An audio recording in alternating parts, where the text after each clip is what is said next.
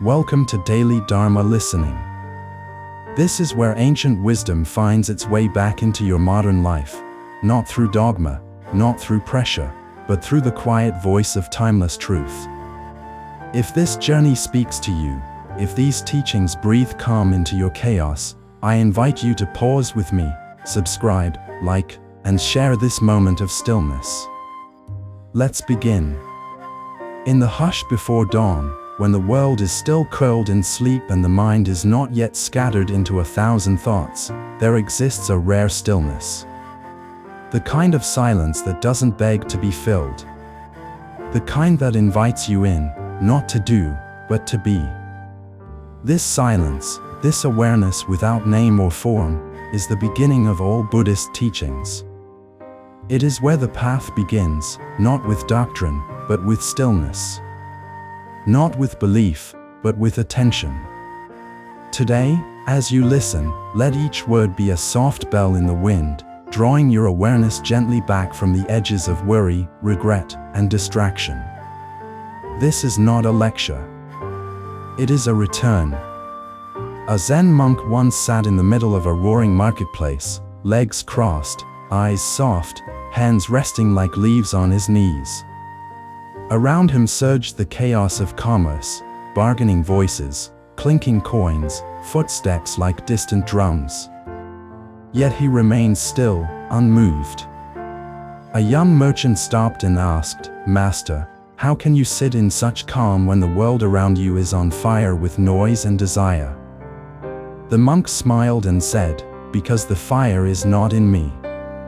This, dear listener, is the essence of mental relaxation, not to find a world without storms, but to find the stillness within the storm. To know that while thoughts arise and fall like tides, you are the shore. Solid.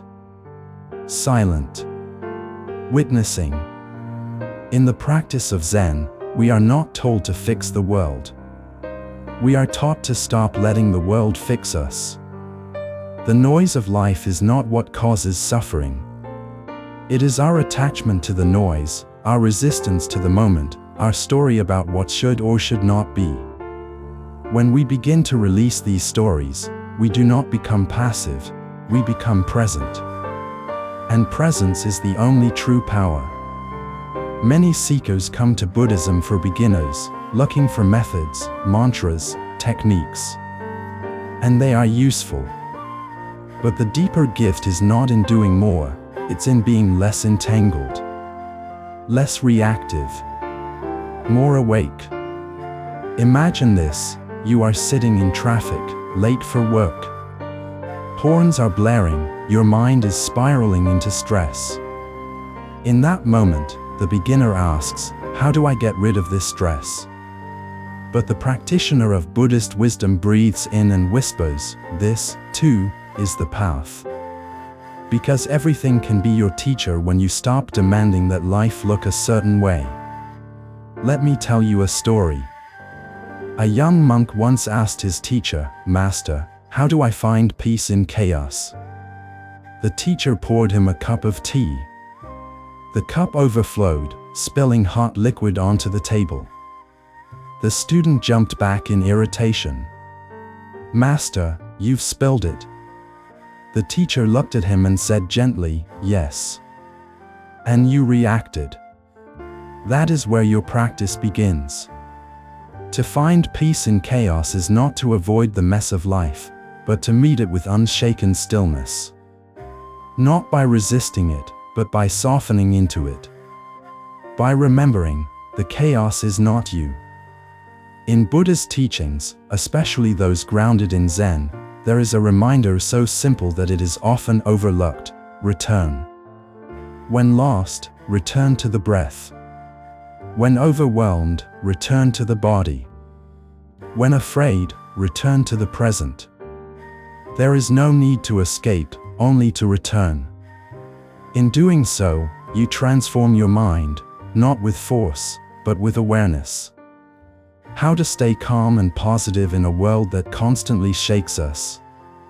By remembering that positivity is not a performance. It is not smiling through pain or ignoring grief. It is the quiet resilience to sit with what is, without turning it into more than it is. A thought is a thought. A feeling is a feeling. Let them rise like clouds, and let them pass. The sky has no quarrel with the storm. Live without fear, not by avoiding what scares you, but by learning that fear is just a sensation in the body, a tightening, a story, a flicker of uncertainty. It is not the truth. The truth is what watches the fear. And you are that watcher. Protect your energy by choosing what you allow to take root in your inner garden. Not every opinion needs to be defended. Not every battle needs to be fought. Silence can be strength. Boundaries can be compassion. You do not owe your peace to the noise of the world. In Zen Buddhism, there is a saying, when walking, just walk. When eating, just eat. So simple. So difficult. Because our minds rarely remain where our bodies are. But the moment we do, when we walk and truly feel the ground, when we eat and truly taste the food, we are no longer split. And the split is where suffering hides. This is not about perfection. Buddhist lessons for anxiety do not demand that you erase your emotions or achieve a mystical state of eternal calm. They ask only this: can you see your anxiety without becoming it? Can you hold it like a bird in your palm, gently, curiously, without judgment, and then let it fly? These Buddhist reminders when you feel lost are not maps. They are lanterns. They do not show you the whole path. They light the next step. And the next. And sometimes that is enough.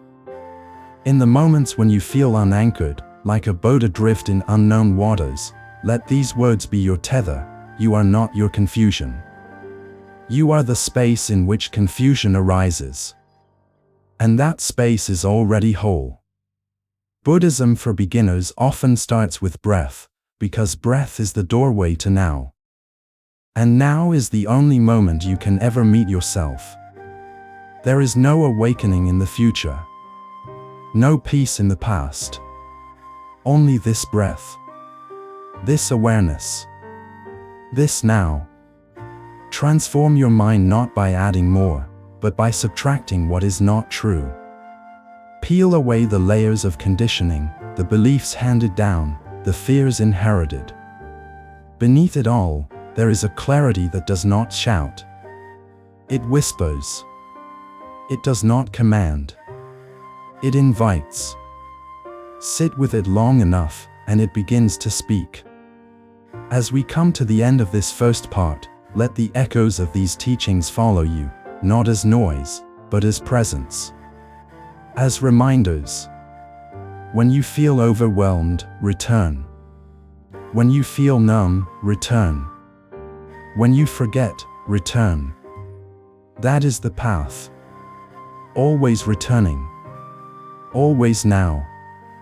If this touched something within you, share it. Not to spread my voice, but to spread this stillness. Subscribe to daily Dharma listening, and let this be a place you return to, a quiet clearing in the forest of your life. Because sometimes, all we need is one voice of calm. One breath of peace. One reminder that we are not alone.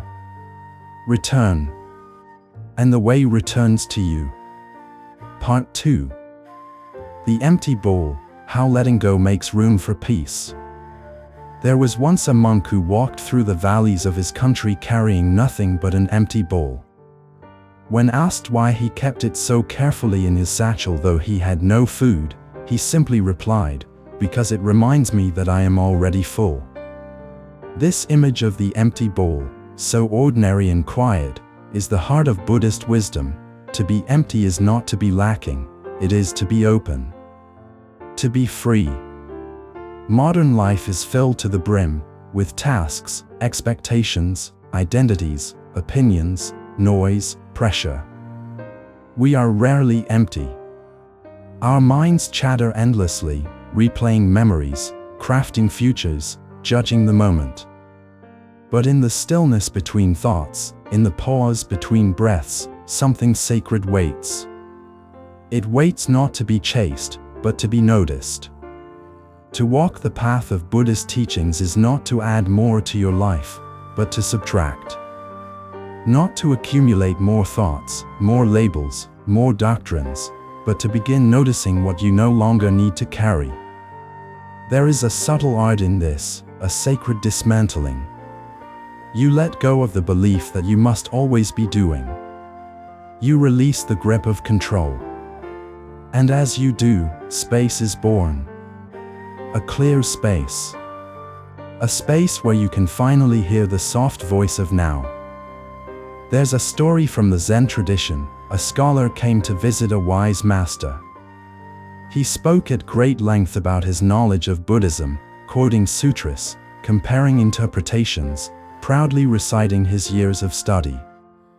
The master listened patiently and then offered to pour him tea. As the tea filled the scholar's cup, it soon overflowed, spilling onto the floor. "Stop! Can't you see it's full?" the scholar cried. The master said gently, "Like this cup, you are full of your own opinions. How can I show you Zen unless you first empty your cup?" This story is more than parable. It is practice. How often do we go into situations with a cup already full, of assumptions, of judgments, of defensiveness? How often do we meet people not as they are, but as our minds have labeled them? To empty our cup is to give life, and others, the space to show up freshly, without being squeezed into the mold of our past. For those exploring Buddhism for beginners, this is where the journey often begins, not in a temple or with a mantra, but in a pause. A small moment of loosening. A breath that isn't rushed. A willingness to say, "Maybe I don't know." And in that humility, wisdom enters. Letting go is not passive. It is not resignation. It is the courage to no longer be ruled by what no longer serves. Buddhist wisdom teaches that clinging is the root of suffering, clinging to identities, to possessions, to ideas, even to spiritual pride. We clutch and grasp, believing that if we hold tightly enough, we'll be safe. But it's not our grip that gives us peace. It's our willingness to open the hand. Imagine holding sand. The tighter you squeeze, the more it escapes through your fingers. But if you hold it gently, openly, it remains. Life is the same. Relationships, emotions, success, they all pass through us. Trying to trap them only leads to struggle. Letting them flow through us leads to peace. How to stay calm and positive, then? Begin by watching your mind. Not with criticism, but with quiet curiosity. See how a single thought can spiral into a storm. Watch how your body tenses in response. Notice the stories you tell yourself, about others, about yourself, about the world. And then, gently, loosen the grip. Breathe. Return. To find peace in chaos is not a miracle, it is a skill. It begins with noticing what you are adding to the moment. Are you adding resistance? Are you adding judgment? Are you rehearsing pain? So much of our stress is not caused by the moment itself, but by the mental narration surrounding it. Remove the commentary, and the moment becomes manageable. Even beautiful. To live without fear is not to live without danger. Life will always bring uncertainty. But fear, in its essence, is the refusal to trust the unfolding. It is the tension of needing to know, to control, to guarantee. Buddhist teachings do not offer guarantees. They offer presence. And presence, in its grounded simplicity, dissolves fear. Because in this exact moment, you are okay. You are breathing. You are alive. That is enough. There are Buddhist lessons for anxiety that do not require years of study or retreat. They ask only this: can you sit with your discomfort, your racing heart, your unease, and meet it with kindness? Can you allow the wave to rise and fall without drowning in it? Can you whisper to yourself in that trembling moment, "This is a wave. And I am the ocean"? Protect your energy, not by cutting yourself off from the world, but by knowing when to step back, when to rest, when to turn inward. You do not need to explain your boundaries. You only need to honor them. There is deep wisdom in choosing silence over defense, peace over drama, solitude over noise. The world will pull at you endlessly. But your presence is yours alone to guide. Buddhist reminders when you feel lost are not complicated. They are as simple as returning to the breath. As powerful as remembering that you are not the voice in your head, you are the one listening. As liberating as realizing you don't need to have all the answers. The path is not walked with certainty. It is walked with sincerity. In a forest monastery in Thailand, a teacher once said to his students, "The leaf does not resist the wind. It does not ask, 'Why now?' It dances." What if you, too, could become like the leaf, not passive, but responsive? Not controlling, but flowing. Letting go not because you've given up, but because you've woken up. In everyday life, this might mean choosing to pause before reacting to a harsh comment. It might mean putting down your phone to truly taste your meal. It might mean watching your child play and realizing that presence is the rarest form of love. These small acts of awareness, they are the seeds of awakening. To transform your mind is not to replace it with a perfect one. It is to shift from identification to observation. From reaction to reflection. From fear to compassion. And compassion begins at home, with yourself. Right now, as you listen, let go of needing to get something from this. Let it wash over you like a gentle stream. Trust that what is meant to land in your heart will. Let the rest flow by. You are not here to fix yourself. You are here to remember who you were before the world told you who to be. You are here to sit with the truth of your own being. And the truth is this: you are already enough. Empty your bowl.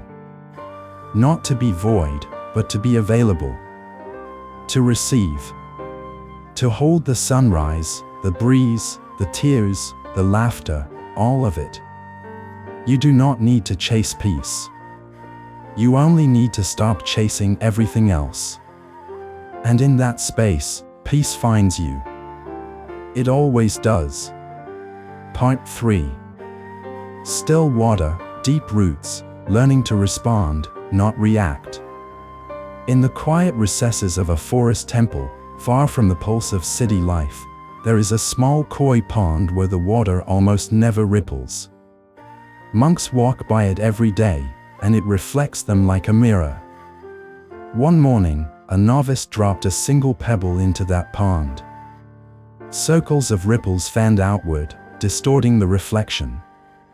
The abbot, watching from afar, simply said, "The mind is like water.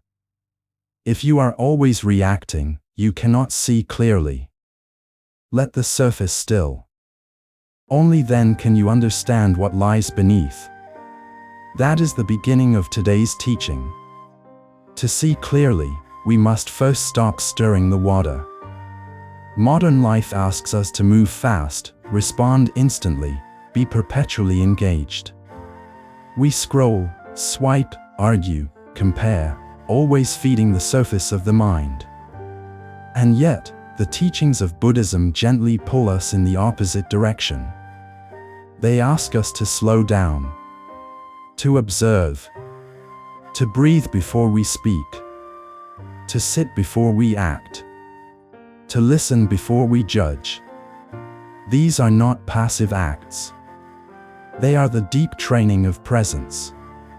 In Buddhist teachings, there is a fundamental difference between reacting and responding. Reaction is reflex. It comes from habit, from conditioning, from fear. Response, on the other hand, comes from awareness. It arises when the mind is quiet, the breath is steady, and the heart is open. Reaction creates karma. Response dissolves it. Think of a time when someone's words triggered you. Maybe they criticized you. Maybe they ignored you. Maybe they misunderstood your intention. The initial flash of emotion, anger, sadness, frustration, is the pebble hitting the pond. Most of us react right there. We lash out. We retreat. We defend. And in doing so, we deepen the grooves of suffering.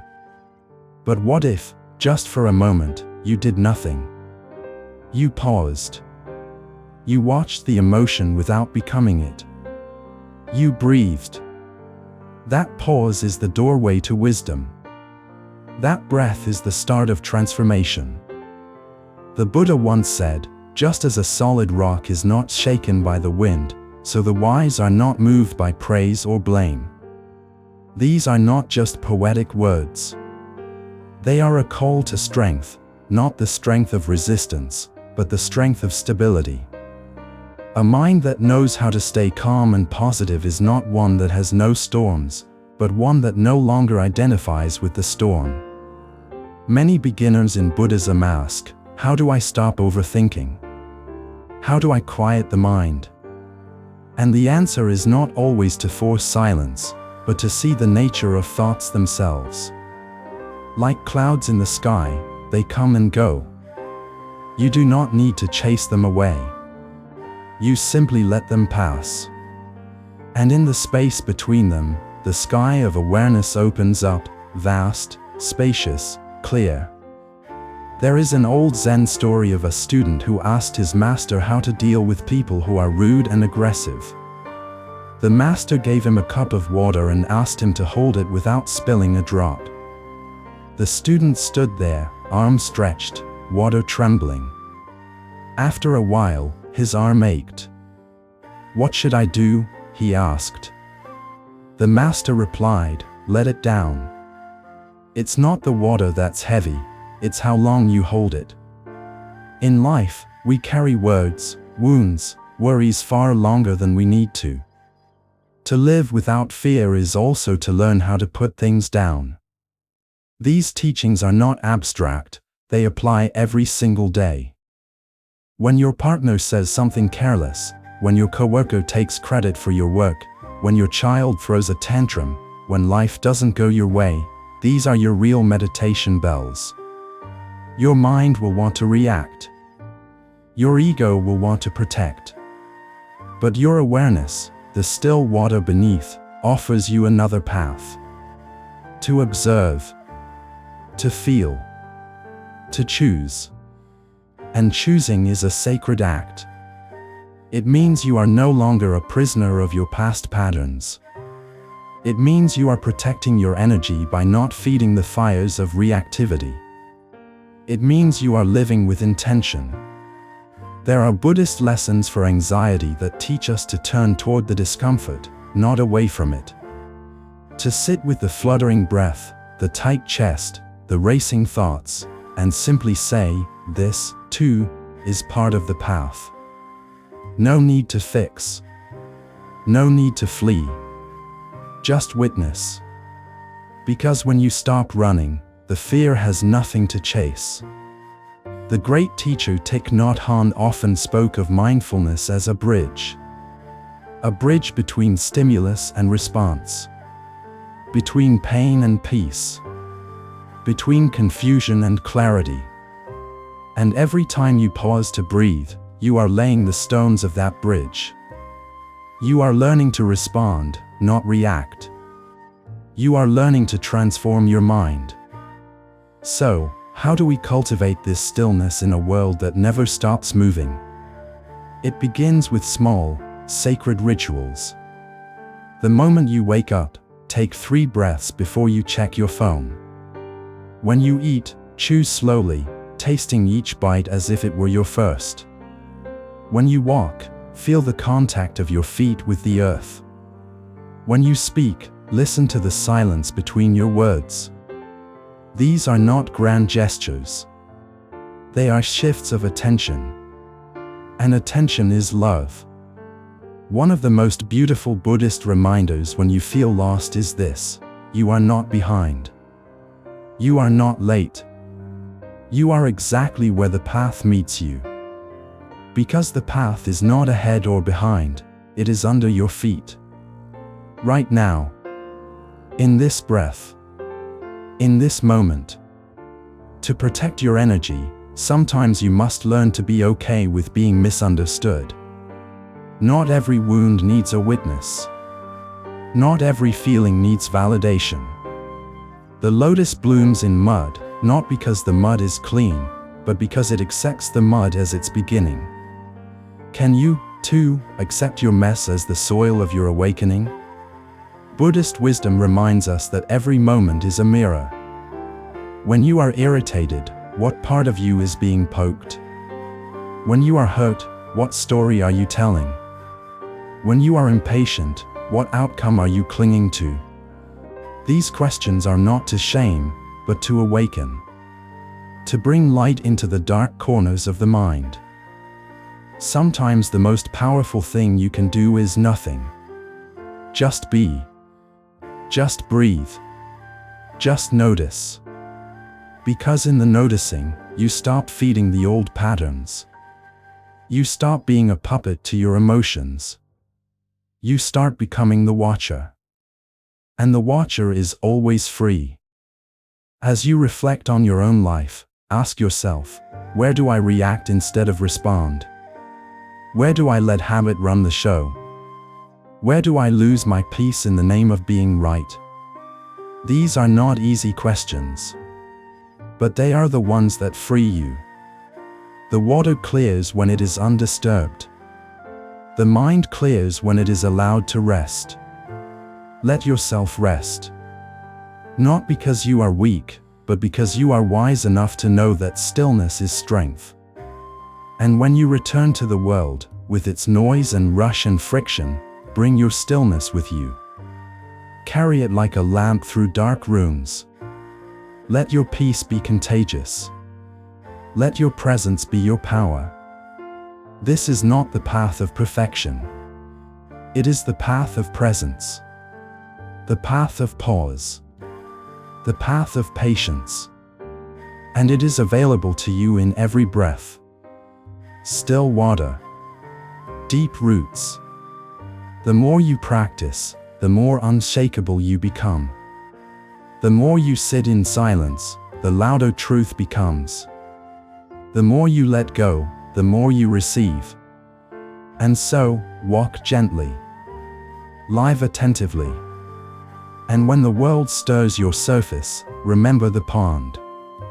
Let the ripples pass. Let the mind settle. And see clearly once more. Part 4.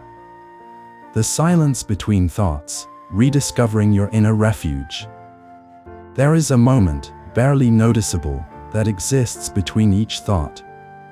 A brief, quiet pause. It is not loud or dazzling. It doesn't draw attention. But within it lies the entire ocean of your being. The teachings of the Buddha have always pointed to this space, not the thoughts, not the noise, but the silence that holds them. That space is your home. That silence is your refuge. We live in an age saturated with sound, not only the literal noise of traffic, conversations, and digital hums, but the internal chatter that follows us even into the night. The mind seldom stops speaking. It comments, compares, remembers, regrets, anticipates, rehearses. It creates entire worlds that rarely exist beyond our imagination. But Buddhism, in its timeless clarity, invites us to step back, not to fight these thoughts, not to silence them by force, but to become aware of the space in which they arise. Like birds crossing an empty sky, thoughts are temporary. The sky remains. When you begin to observe the mind rather than obey it, a shift occurs. You start to notice how thoughts are not facts. Feelings are not commands. Urges are not truths. There is something deeper watching all of this, your awareness. That awareness is not reactive. It is not anxious. It is not judging. It simply sees. And in that seeing, suffering begins to dissolve. This is what it means to find peace in chaos. Not to wait until life becomes quiet, but to find the quiet that is already within you. A calm that does not depend on circumstances. A stillness that is untouched by what others say or do. How to stay calm and positive, then, is not a mystery. It is a return. A return to the breath. A return to the body. A return to what is happening right now, underneath the layers of mental noise. There is a Buddhist story of a wandering seeker who went from teacher to teacher, asking how to find enlightenment. He was told to meditate, to chant, to fast, to serve. He tried it all, but nothing gave him the peace he longed for. One day, exhausted, he sat by a river and watched the water. He noticed how it flowed effortlessly around rocks, how it reflected light without trying. And in that moment, something within him softened. He stopped striving. He stopped asking. He simply listened. And that silence became his first true teacher. The river did not teach him by speaking. It taught by being. So too, the greatest truths of Buddhism are not always found in words, but in what exists between them. In the pauses. In the quiet walks. In the moments when the heart opens for no reason. To transform your mind is not to achieve a permanent state of bliss. It is to become less identified with the mind itself. The thoughts will come. But the question is, do you believe them? Do you follow every fearful idea, every harsh inner voice, every imagined failure? Or do you learn to sit beside them, like a wise friend who simply nods and says, "Ah, there's that thought again." This is the power of Buddhist wisdom. It does not ask you to become someone else. It asks you to stop believing in who you are not. You are not your past. You are not your titles. You are not your mistakes. You are the one who has witnessed it all, the awareness that has never left you, no matter how loud the world became. Protect your energy by guarding your attention. In the same way a candle is shielded from the wind, your peace must be protected from the constant pull of distraction. Every time you turn inward, every time you choose silence over stimulation, presence over performance, solitude over social approval, you strengthen the roots of your being. This is not a retreat from life. It is a deeper participation in it. When you are no longer lost in thought, you can finally taste your food. Hear the bird outside your window. Feel the ground beneath your feet. These small awakenings are not small at all. They are the path itself. Buddhism for beginners often begins with mindfulness. But what is mindfulness truly? It is not a technique to master. It is not something to add to your schedule. It is the act of remembering to come back to this breath, this step, this moment. It is remembering that you are here, alive, and that this is enough. There are Buddhist lessons for anxiety that teach us to soften. Not to conquer anxiety, but to meet it with compassion. Anxiety tightens the body, narrows the breath, clouds the mind. But when you bring awareness to it, without judgment, it begins to unravel. You don't have to push it away. You just have to sit beside it, breathe into it, and say, "I see you." That seeing, without resistance, is healing. Buddhist reminders when you feel lost are simple, but they carry the weight of centuries of wisdom. Breathe. Observe. Let go. Come back. These are not instructions to follow perfectly. They are invitations to return again and again, no matter how many times you forget. And forget you will. The mind will wander. The noise will return. You'll get swept into the world's drama. But even then, the silence between thoughts is still there, waiting. Like the sky behind the clouds. Like the ground beneath your feet. Like the breath that carries you through it all. Live without fear, not because you've eliminated risk, but because you've discovered something more enduring than fear. Something deeper than circumstances. Something that cannot be shaken by change. That something is your own stillness. Your own presence. Your own truth. There is a passage in the Dhammapada that says, "Better than 1,000 hollow words is one word that brings peace." Sometimes that word is not even spoken aloud. Sometimes it is a breath. A look. A moment of stillness shared between souls. In your daily life, there will be triggers. A harsh word. A mistake. A disappointment. In those moments, the mind will rush to react. But the silence is still there, underneath it all. If you can pause, just for a second, you might hear it. You might feel it. And in that space, a new possibility opens. You are not here to be perfect. You are here to be present. You are not here to fix everything. You are here to love what is. You are not here to race to the end. You are here to feel each step. The silence between thoughts is not empty. It is full of potential. Full of peace. Full of the quiet voice of wisdom that says, "You are enough. You have always been enough. Come home." So return. Again and again. To the breath. To the moment. To the silence. Let it hold you. Let it heal you. Let it remind you of what has always been true. The world will shout. The mind will race. But you can still be still. And in that stillness, you remember who you are. You remember the peace that doesn't need to be earned.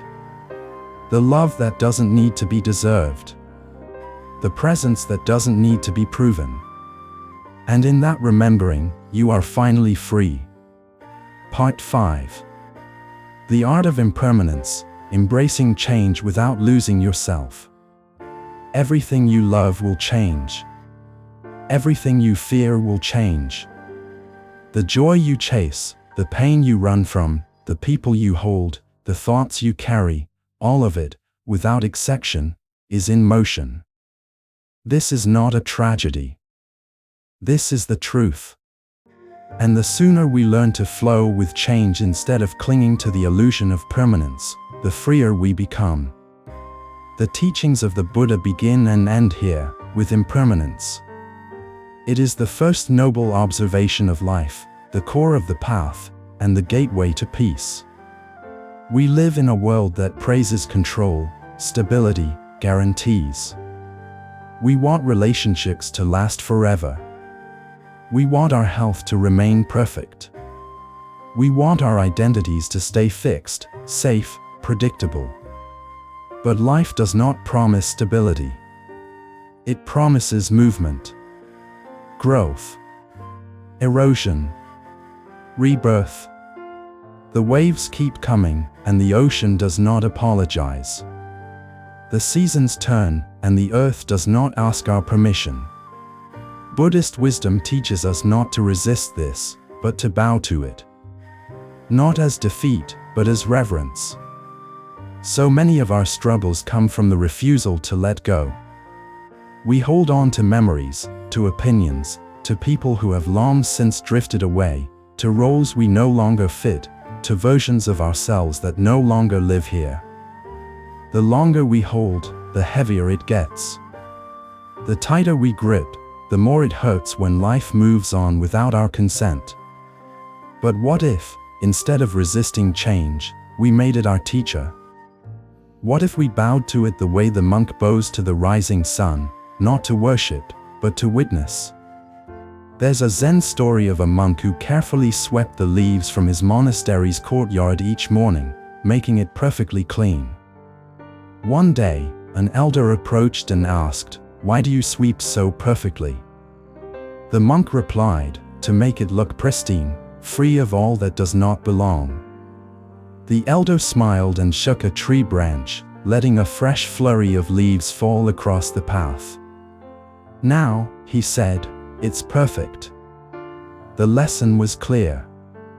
Perfection is not found in control. It is found in harmony with what is. How to stay calm and positive in a world that never stops shifting. Begin by seeing change not as a threat, but as a teacher.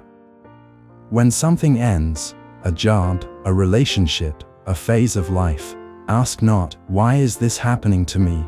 but "What is this teaching me?" Everything leaves its message, if we're quiet enough to receive it.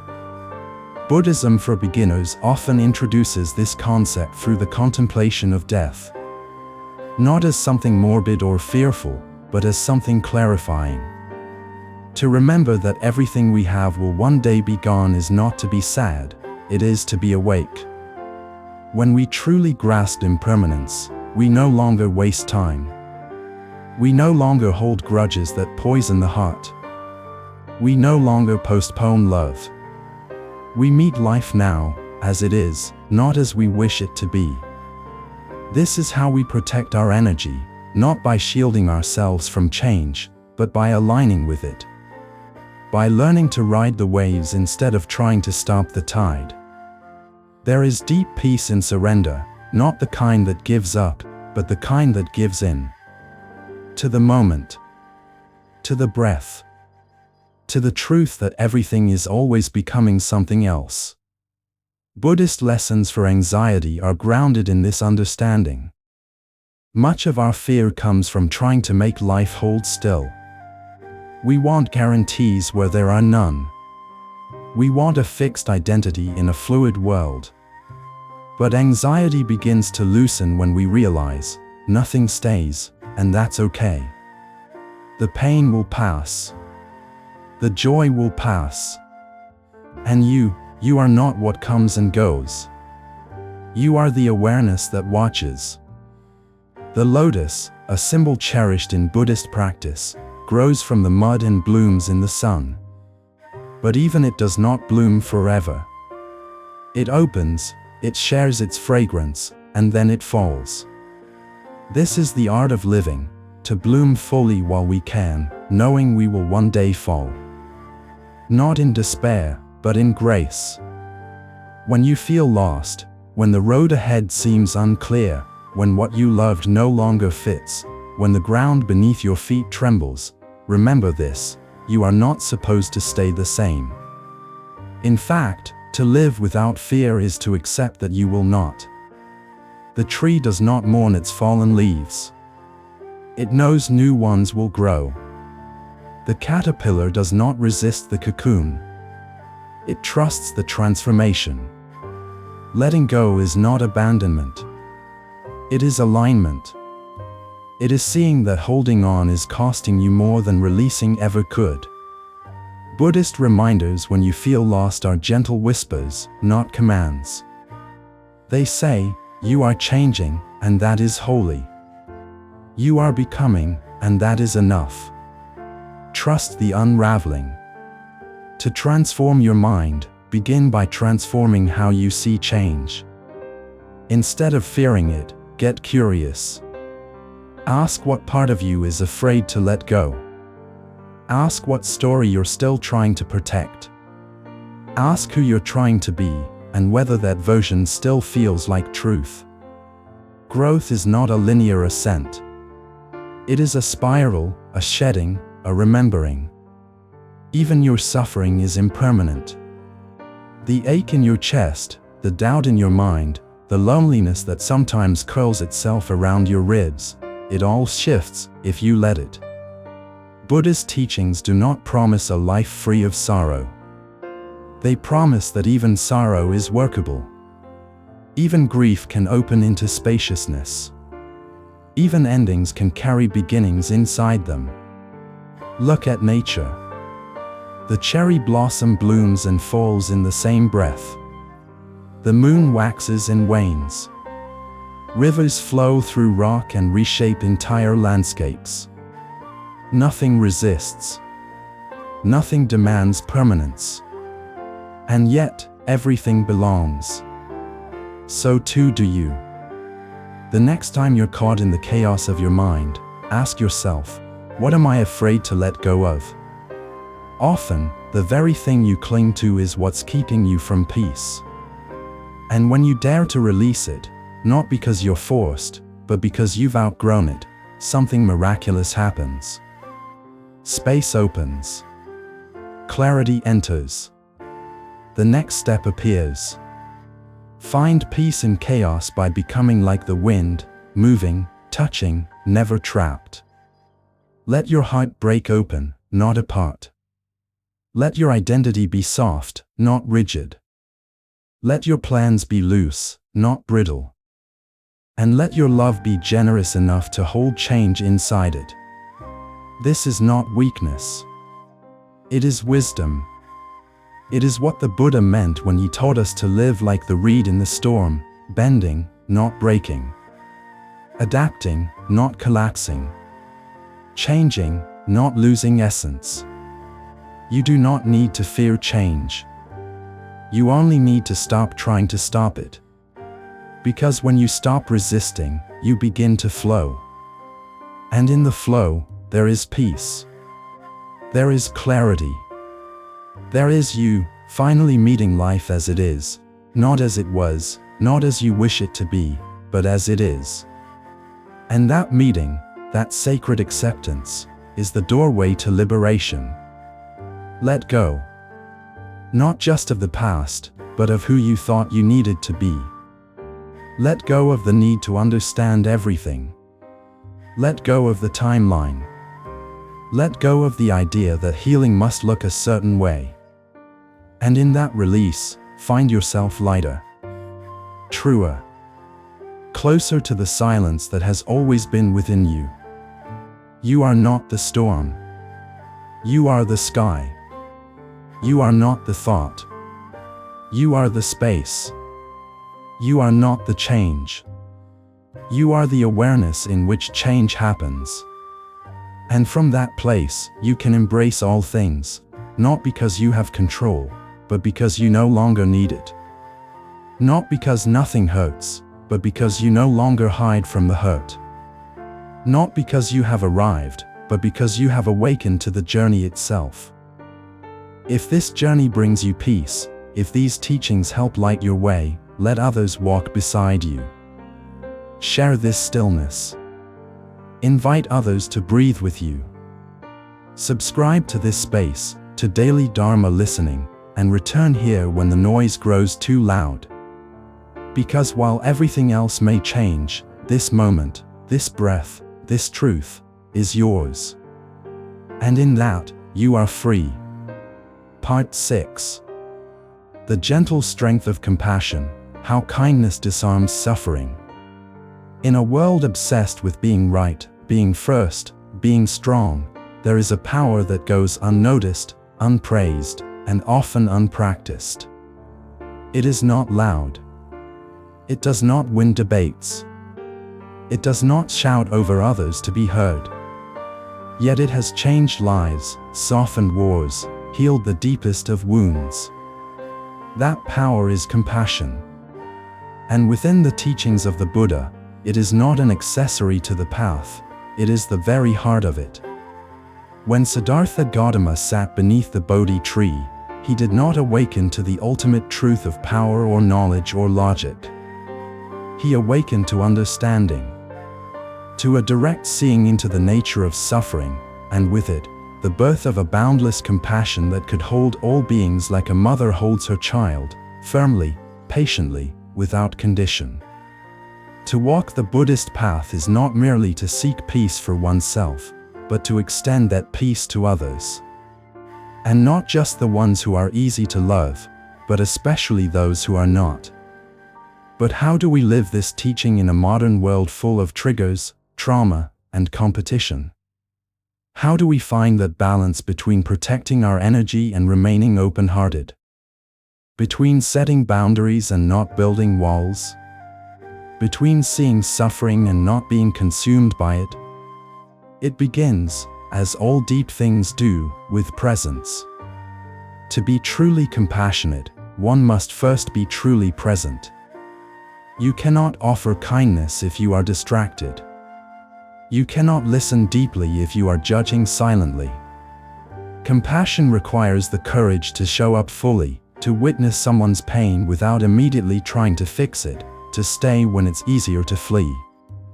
It is a quiet revolution against the self-centered habits of mind. There is a practice in Buddhist meditation known as metta bhavana, the cultivation of loving kindness. You begin by offering well wishes to yourself. May I be happy, may I be safe, may I live with ease.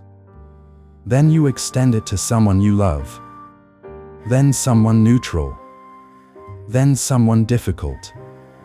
Then, eventually, to all beings everywhere. This is not just poetic ritual, it is mental training. You are reconditioning your mind away from separation, fear, and defensiveness toward openness, warmth, and connection. Because here is the truth, we all suffer. The angry man on the street has pain he doesn't know how to express. The impatient colleague is caught in their own storm of self-doubt. Even those who seem cruel are, in some way, deeply lost. Buddhist wisdom reminds us that when we truly understand the roots of suffering, in ourselves and others, we naturally soften. We stop taking things personally. We stop seeing enemies. We begin to see wounds instead of weapons.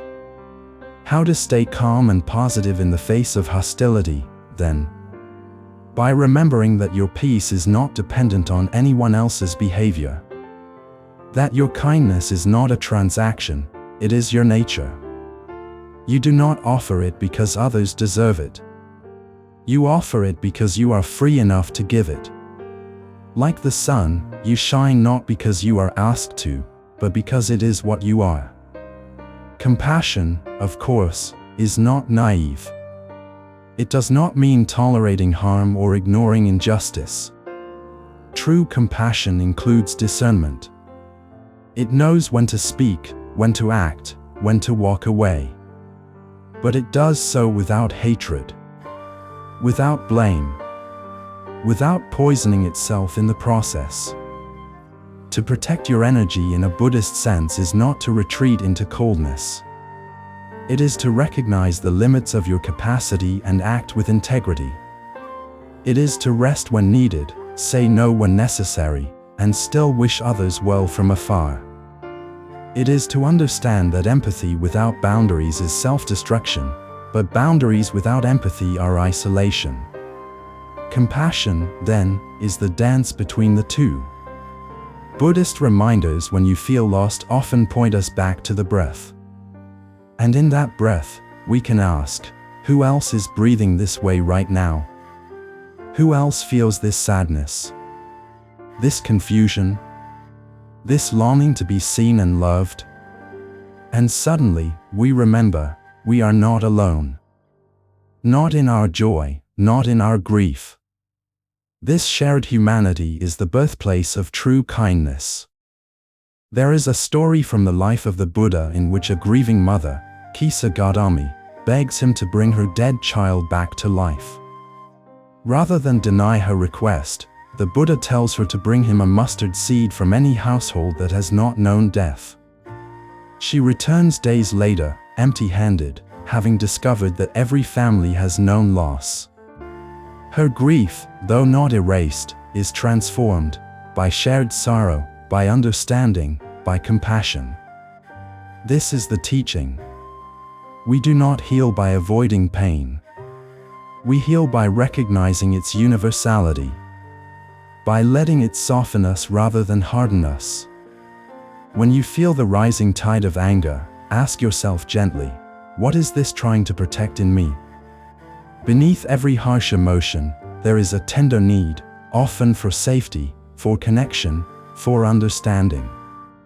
When we meet that need with awareness instead of suppression, it begins to shift. And from that shift, compassion can arise, first for yourself, then for others. To live without fear is not to live without pain. It is to live with an open heart even when it hurts. To offer a smile even when yours feels cracked. To forgive not because the past is forgotten, but because you choose not to carry it anymore. Buddhist lessons for anxiety often teach us to ground in the present. But in compassion, the present is not just a refuge, it is a portal. When we are truly here, we see more clearly. We hear what others don't say. We feel the tremble in the voice, the hesitation in the eyes. And in those moments, we respond not from ego, but from empathy. And what of the times when your heart feels dry, when kindness feels far away, when compassion feels like a burden instead of a blessing? That, too, is part of the path. The Buddha taught that everything arises and passes, including our capacity for love. Do not force it. Sit with your own exhaustion. Offer compassion to the part of you that feels empty. Let yourself be the one who receives. Because compassion is not always about doing. Sometimes, it is simply about being. Being present. Being patient. Being a steady presence in a world that constantly shifts. Being the eye in the storm, not because the storm has ended, but because you found your center. In time, this way of being becomes natural. The mind that once judged now inquires. The heart that once closed now opens. And the person you once thought you had to fight becomes the person you pray for. This is the revolution of compassion. It changes nothing on the surface, and everything beneath it. So as you move through your day, through traffic, tension, timelines, and tiredness, carry this question: can I meet this moment with kindness? Not perfection. Not performance. Just kindness. For others. For myself. For this life, which is always asking us to open, and open, and open again. And if these reflections nourish something deep within you, share them. Let others feel what it's like to be heard, even in silence. Subscribe to daily Dharma listening and help this stream of presence ripple outward. Because when we meet the world with compassion, we do not just reduce suffering, we transform it. We do not just survive, we become sanctuary. And in that becoming, the path unfolds, step by gentle step. Part 7. Beyond the self, dissolving the illusion of I in everyday life. Close your eyes for a moment and ask yourself, who am I? You may hear answers rise: your name, your job, your history, your likes and dislikes, your relationships, even your pain. But look deeper. Peel away each label, each role, each passing emotion. What remains when there's nothing left to cling to? Buddhism offers a simple, yet radical answer: there is no fixed self. What you think you are, this bundle of thoughts, memories, preferences, is a story. Useful, yes. But not ultimate. Not permanent. And certainly not you in your deepest nature. This insight, known as panatta in Pali, or non-self, is one of the most challenging and liberating teachings in all of Buddhist wisdom. It doesn't deny your experience, it transforms your relationship to it. It doesn't mean you don't exist. It means the version of you that clings, that suffers, that fears and resists, isn't as solid as you once believed. When the Buddha first spoke of non-self, many were confused. If there is no self, who suffers? Who practices? Who awakens? But he was pointing not to a metaphysical puzzle, but to a practical truth. Suffering arises when we grasp onto a self that is changing, fragile, impermanent. When we say, my pain, my identity, my reputation, my success, we plant our flag in sand and wonder why it shifts beneath our feet. The deeper truth is, the mind is not a single, stable entity. It's a river of thoughts, flowing moment by moment. Who you were this morning is not quite who you are now. And who you will be tonight, different still. Change is not the enemy. Believing that you are unchanging is. Look at your own life. Think of the identities you've clung to over the years, perhaps the achiever, the caretaker, the rebel, the victim, the warrior. How many of those roles still fit? How many have quietly fallen away? Yet here you are. Still breathing. Still aware. Still present.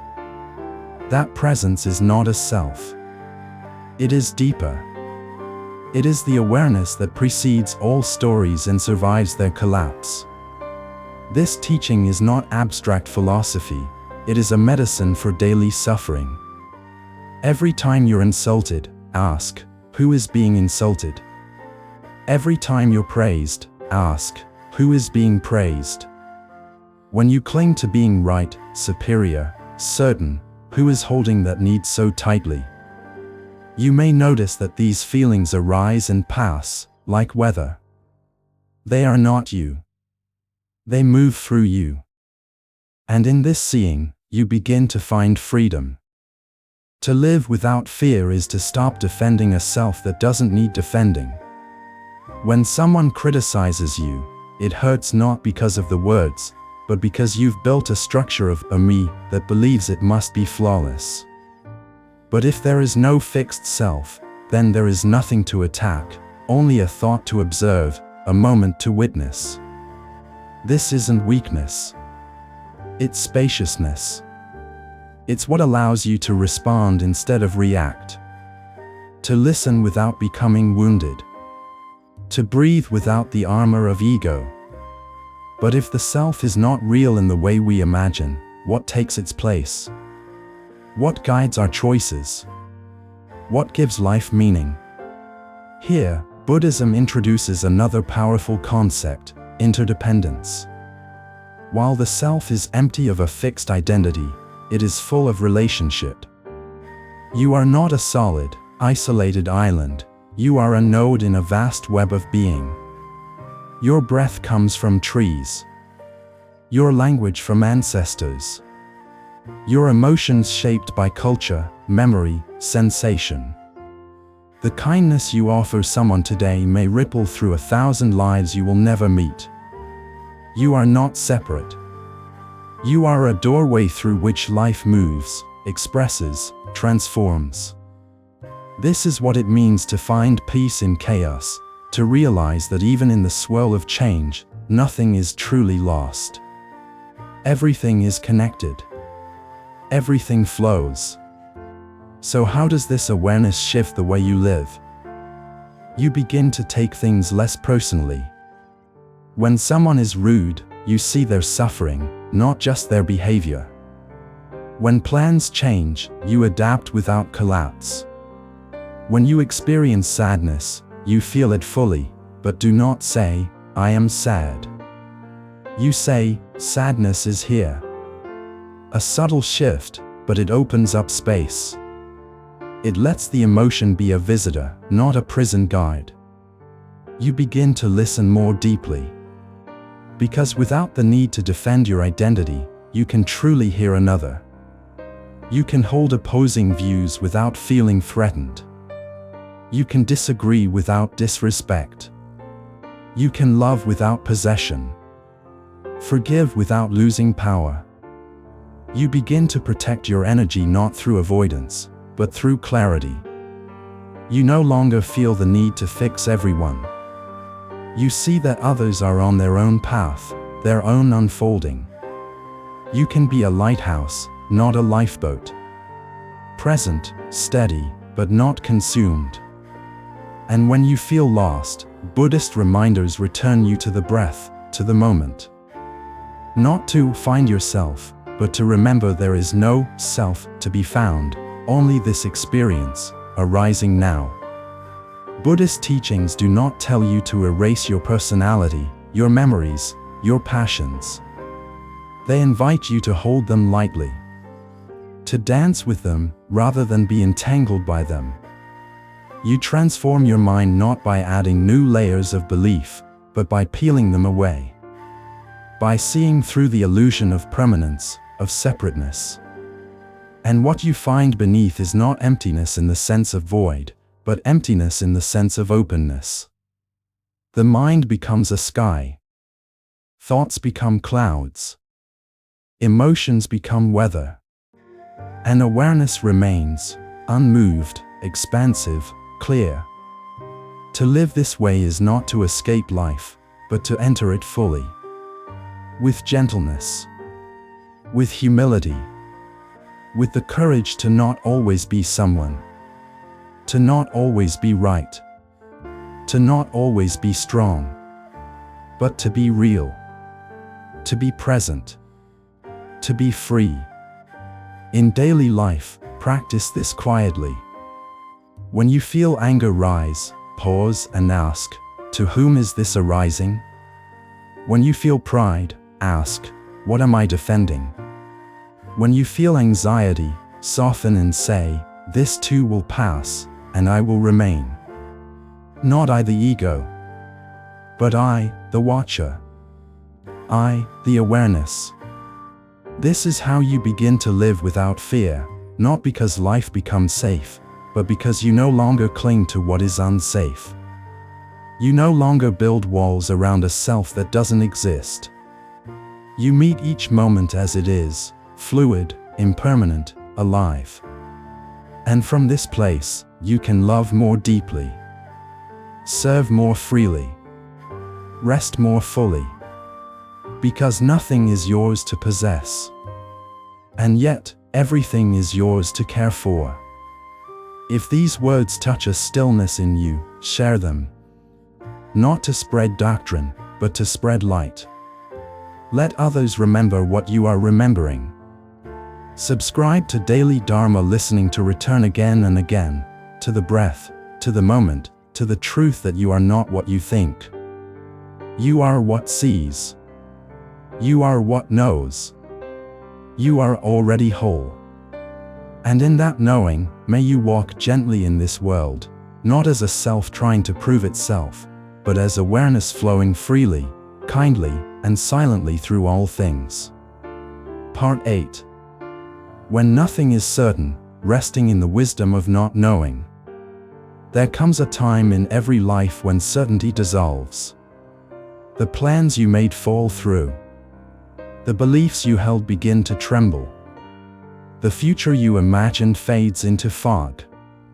And in that fragile, trembling space, where nothing feels solid and the ground has vanished from under your feet, you are invited into one of the deepest, most sacred teachings of the Buddha, the wisdom of not knowing. This is not the ignorance of avoidance, nor the confusion of indecision. It is the clarity that arises when the mind no longer clings to its concepts.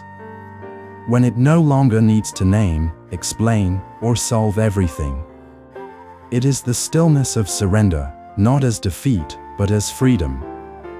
Freedom from the constant demand to be sure, to be right, to be in control. In that space of not knowing, something ancient and wise begins to awaken, a trust deeper than knowledge, a peace beyond understanding. We live in a culture obsessed with certainty. We are taught from a young age to have answers, to make 5-year plans, to speak with authority, to predict, to control. Doubt is feared. Questions are rushed. But Buddhism turns this habit upside down. It asks us not to cling to certainty, but to sit inside the question. To dwell in the space between conclusion and confusion. To breathe where the answers haven't yet arrived. The Buddha himself was once asked many metaphysical questions. Is the universe eternal? Does the self exist after death? Are the soul and body one or separate? To all of these, he remained silent. Not because he didn't know, but because he saw that the pursuit of such questions often leads not to freedom, but to entanglement. He pointed instead to the suffering that is here, now. To the causes we can see. To the mind that clings and suffers, and to the path that liberates it. In our own lives, we can begin to see how the craving for certainty breeds fear. How we demand guarantees from life, that our relationships will last, that our health will remain, that our plans will unfold. But life makes no such promises. The only guarantee is change. And yet, we resist it. We think, if I can just know what will happen, I'll be okay. But the truth is, you don't need to know what will happen. You need to know how to meet whatever happens, with presence, with kindness, with awareness. To find peace in chaos is not to create a rigid structure within the storm, it is to become fluid like water. To meet the unknown with a steady breath. To transform your mind from a tight fist into an open palm. Not knowing is not emptiness, it is openness. And openness is where real learning begins. So how does this teaching live in daily life? Imagine you're waiting for a message that may change everything. Your mind races. What if it's bad news? What if it never comes? What if you're forgotten, rejected, abandoned? In those moments, Buddhist wisdom offers no false comfort. It does not promise a happy outcome. It invites you to sit in the space of uncertainty and breathe. To see how the mind wants to escape, into stories, into predictions, into panic. And to gently return to now. To the breath. To the body. To the unknown as it is. This practice is subtle but radical. Because every time you return, you weaken the habit of needing answers. You train the heart to remain open in the face of mystery. You learn to protect your energy not by shielding yourself from pain, but by not exhausting yourself with imagined futures. Buddhist lessons for anxiety teach this over and over again. The present moment is safe. The anxiety lives in what the mind constructs, not what the breath reveals. Each time you say, I don't know, but I am here, you loosen the grip of fear and root yourself in something deeper than certainty, presence. There is an image from the Zen tradition. A man is walking through a forest at dusk. The path disappears. He cannot see the way forward. But instead of panicking, he stops. He listens to the rustle of the leaves. He feels the earth beneath his feet. He allows the dark to be his teacher. Slowly, his eyes adjust. His steps grow quieter. He learns to walk by trust, not by sight. This is how we navigate the unknown, not by controlling it, but by attuning to it. By learning to feel more, not think more. By letting life unfold on its own terms, and meeting it with steady attention. To live without fear is to befriend the mystery. Not as something to solve, but as something to bow to. The ancient masters did not seek to conquer the world, they sought to harmonize with it. To walk with humility. To accept the fog, the silence, the pause between knowing. This humility is not weakness. It is the deepest strength. And when you feel lost, as we all do, return to this. Not knowing is not a problem. It is a practice. It is an invitation. It is the fertile soil where wisdom grows. The more we admit what we don't know, the more spacious our mind becomes. The more tender our heart becomes. The more available we are to truth as it arises, not as we wish it to be, but as it is. This also transforms the way we relate to others. When we no longer need to be right, we can truly listen. When we don't pretend to have all the answers, we can sit beside someone's pain without fixing. When we trust the process, we don't rush the unfolding. We meet life and each other with compassion instead of judgment, curiosity instead of control. To transform your mind is not to fill it with knowledge. It is to release its rigidities, to soften its edges, to become like the sky, spacious enough to hold all weather, untouched by passing clouds. In this space of not knowing, Buddhist reminders are like lanterns. They do not tell you what lies ahead. They simply light the next step. They whisper, breathe, listen, wait. Watch the mind without believing it. Watch the heart without clinging to it. Let go of the shore and trust the river. And in that trust, something profound arises, peace. Not the peace of certainty, but the peace of surrender. The peace of allowing life to live itself through you. So today, if you find yourself in the midst of uncertainty, pause. Don't rush to solve it.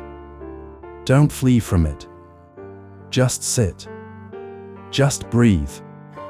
Just feel the aliveness of this mysterious, unfolding moment. Let not knowing be your teacher. Let mystery be your meditation. Let presence be your home. Because even when everything else falls away, this moment remains. And this moment is enough. Let these teachings live quietly in your life.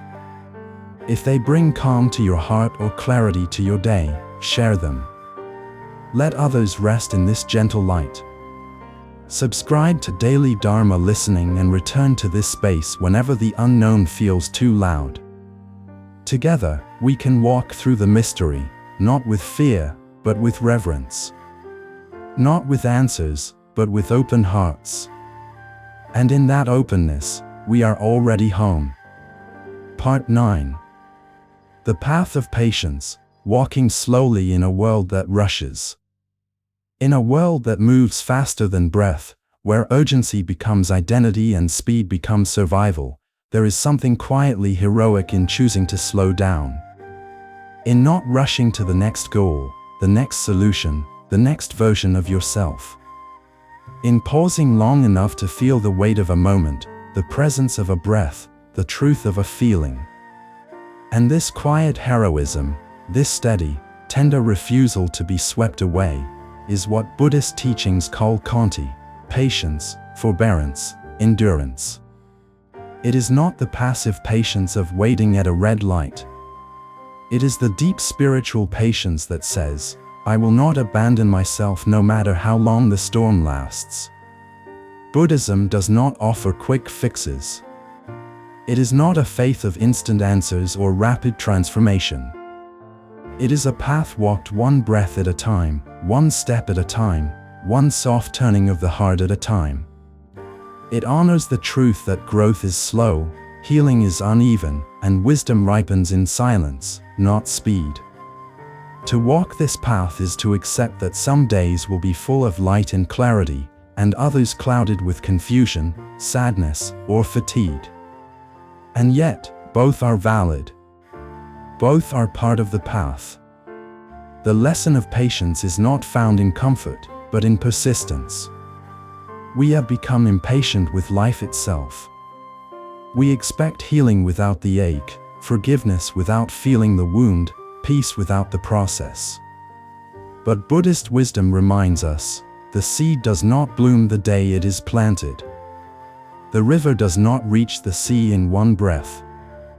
The moon does not rise full in the sky each night. Nature teaches us patience, but only when we are quiet enough to listen. There's a story in the early Buddhist texts of a monk who grew discouraged with his practice. He had meditated for years and felt no peace. One day, in despair, he decided to give up. As he walked through the forest, he saw a rock with a groove worn deep into it. Curious, he asked an old traveler nearby what had made the groove. "The rope of a well," the man said, "pulled up and down, day after day, over many years." The monk paused, humbled. If water and rope could shape stone, surely steady effort could shape the mind. He returned to his practice, not with force, but with faith. Patience is not apathy. It is not resignation. It is fierce. It takes strength to stay when you want to run. To try again when you've failed. To love yourself through the parts of your life that feel unfinished, unresolved. The path of patience is not easy, but it is luminous. When you feel anxious about your future, your progress, your worth, pause. Breathe. Feel the breath move through your body like a tide. In this breath, there is nothing to fix, nothing to solve. You are not a problem. You are unfolding. You are ripening. You are exactly where the Dharma meets you. And that is enough. To live without fear does not mean you never tremble. It means you do not run. It means you make space for your trembling, and hold it like a child in your lap. It means you allow life to break your expectations and teach you something softer, something truer. Buddhist lessons for anxiety teach us to widen the space around our discomfort. To let it breathe. To let it soften in its own time. Not to chase it away, but to be with it until it dissolves. There is a kind of patience we must offer others, too. When someone doesn't understand, when they speak from their pain, when they fall short of who we hoped they'd be, we must remember they, too, are in process. That they, too, are walking their own slow road. To meet someone with patience is to say, "I see the seed in you, even if it hasn't yet sprouted." It is one of the most radical acts of love. And we must offer it to ourselves. How often do you berate yourself for not being farther along? For not being healed, enlightened, calm, wise?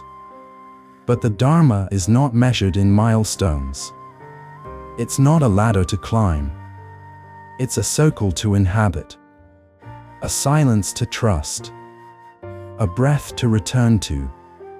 How to stay calm and positive in the face of delay, uncertainty, pain. The answer is simple, though not easy: stay.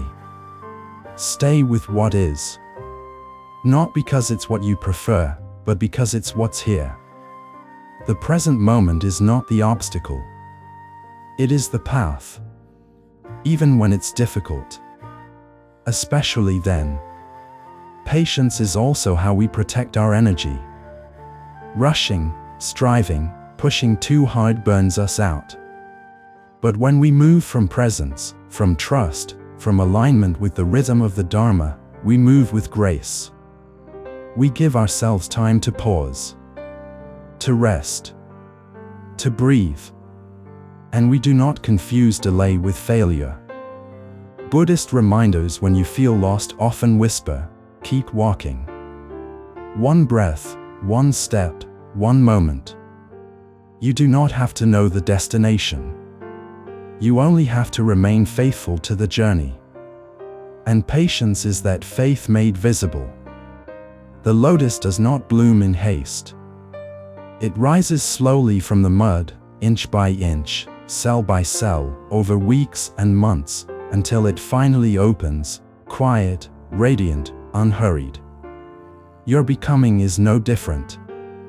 It is sacred. And it is slow. To transform your mind is to step out of the culture of urgency and step into the timeless field of awareness. There, you will see that nothing is truly late. That everything has its hour. That your unfolding is on time, even if your mind doesn't understand the timing. So next time the world rushes you, when your mind demands results, when your heart aches for clarity, pause. Return to the breath. Let the moment be enough. Let your effort be enough. Let your presence be enough. Because you are not falling behind. You are deepening. You are not stuck. You are settling. You are not lost. You are becoming still enough to be found. And in that stillness, the Dharma reveals itself, not as a thundercloud, but as a whisper. Not as lightning, but as the slow bloom of dawn. If these words help you slow down, help you breathe again, help you trust your timing, share them. Let them ripple into other hearts that move too fast. Subscribe to Daily Dharma Listening and return whenever you forget that you are not a race to be won, but a life to be lived, one sacred, patient moment at a time. Part 10. The stillness beyond words, returning to the source within. There is a silence deeper than the absence of sound. It is not merely quietness of the mouth or the muting of noise. It is a stillness that lives beneath thought, beneath feeling, beneath even the breath. It does not belong to any place or time. It does not need to be summoned, because it was never absent. This stillness is the heart of the Dharma, and the end of all searching.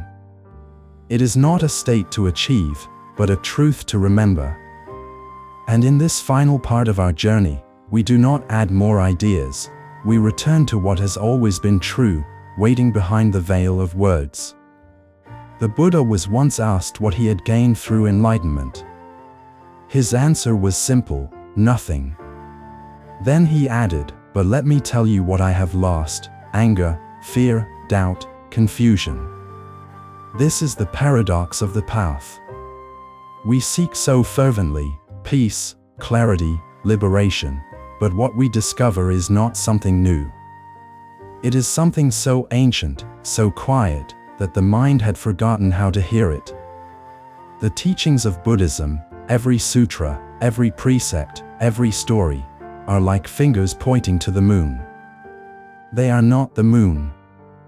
And the moment we confuse the teachings for the truth itself, we miss the essence. That essence cannot be contained in a sentence, a mantra, or a belief.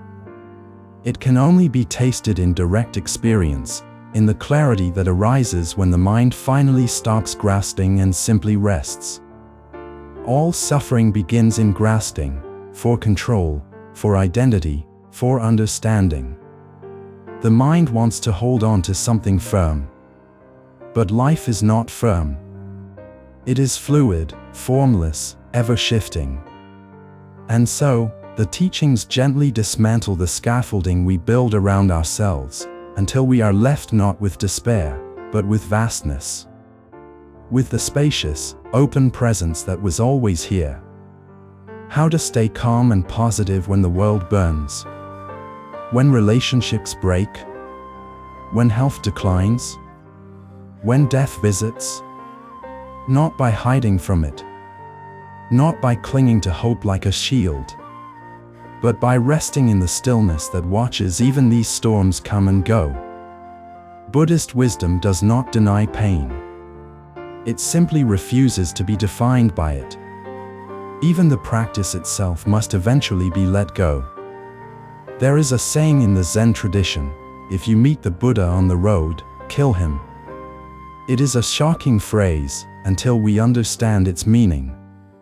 It reminds us that attachment, even to the image of enlightenment, can become a barrier.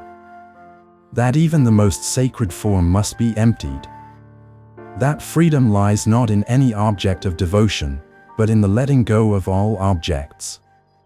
The deepest Buddhist reminders when you feel lost are not found in texts or talks or rituals. They are found in the moments in between, when you sit without trying to meditate, walk without trying to be mindful, breathe without trying to be present. Just walk. Just sit. Just be. These are not instructions. They are invitations. And the one being invited is not a self, not an ego, but awareness itself. To live without fear is to return to this source again and again. Not as an escape from life, but as its foundation. The stillness behind your laughter. The silence behind your words. The space behind your thoughts. When you rest here, you are not untouched by the world, you are deeply in it, but no longer of it. Like the sky, you hold everything and cling to nothing. Buddhist lessons for anxiety do not ask you to become indifferent. They ask you to become intimate with your breath, your trembling, your longings. And in that intimacy, the panic begins to melt. Because what anxiety fears most is the unknown, and what the stillness reveals is that the unknown is not empty, but full of presence. Even as we speak of stillness, let us be careful.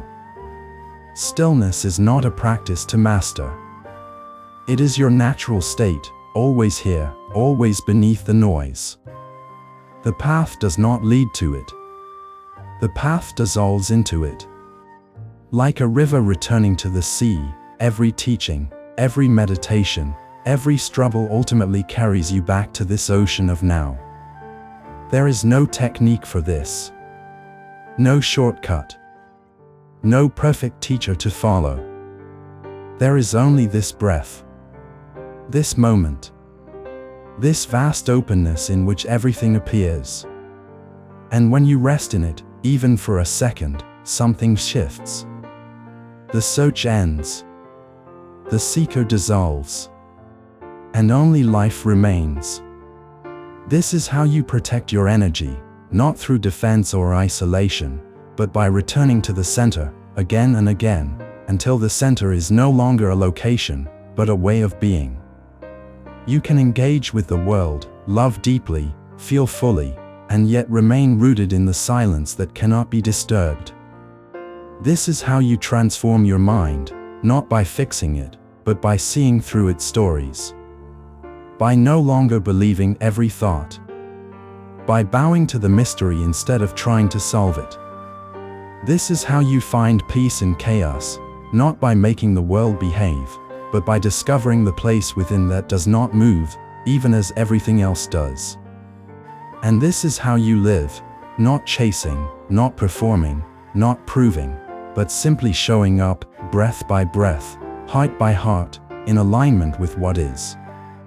If these words, this journey, this stillness has touched something in you, something beyond the mind, beyond the roles you wear, let it deepen. Let it grow roots. Let it become the rhythm of your living. Share it not as a teaching, but as a presence. Let others feel the calm in your voice, the spaciousness in your eyes, the peace in your pauses. And if you wish to walk together in this remembrance, subscribe to Daily Dharma Listening. Let this space be a returning, a refuge, a quiet bell in the noise, a soft doorway back to what cannot be lost. Because in the end, there is nothing to attain, nothing to become. There is only the home you never left, the truth you never lost, the stillness that was always here, beneath every sound, behind every thought, within every breath. Return to it and rest. You are already home.